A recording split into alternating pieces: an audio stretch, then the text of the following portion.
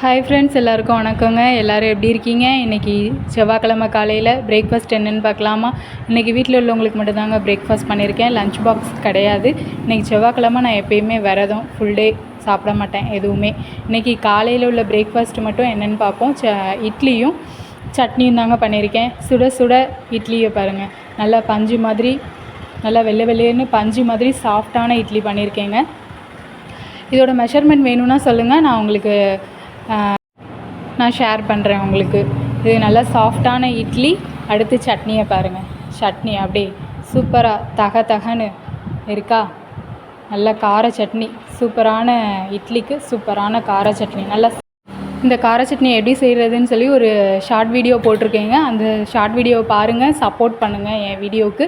இந்த சட்னி அதே மாதிரியே செஞ்சு பாருங்கள். வீட்டில் 4 இட்லி சாப்பிட்றவங்க கூட 6 இட்லி சாப்பிடுவாங்க. ரொம்ப சூப்பராக இருக்குங்க. இன்றைக்கி காலையில் பிரேக்ஃபாஸ்ட்டு சுட சுட இட்லி, கார சட்னிங்க. நம்ம வீடியோ பிடிச்சிருந்தா லைக் பண்ணுங்கள், ஷேர் பண்ணுங்கள், சப்ஸ்கிரைப் பண்ணுங்கங்க. கொஞ்சம் சப்போர்ட் பண்ணுங்கள் நமக்கு.